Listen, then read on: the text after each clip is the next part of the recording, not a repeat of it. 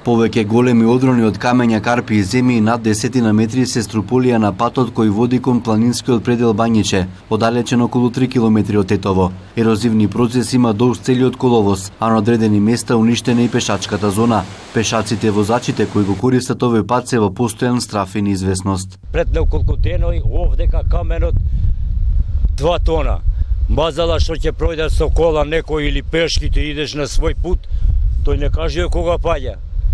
Ако те фати и готово. Земјата се откорна целосно, се некој на жалост може и да фати некого човек, например, да има несреќа некоја. Оти поминуваат со колите овде, поминуваат многу луѓе овде, се задобањани. Многу е тешко. Дел од граѓаните кои ги затекнавме велат дека ерозивните процеси на овој предел се интензивирани изминативе 2 месеци, но општината не реагира на време, ниту пак презема превентивни мерки за заштита од свлечишта. Заштитна мрежа. Ама тука кај нас изгледа војнички се вика трчачим кораком е направен патот, без план, без тоа. Кој ќе изјавиш, не идат одма, кој ќе јави човекот ваке зафатен пут, ти треба одма, може има човек болен, може умрел, некој треба да се јави таму, да дојде од путот, не може да го носи.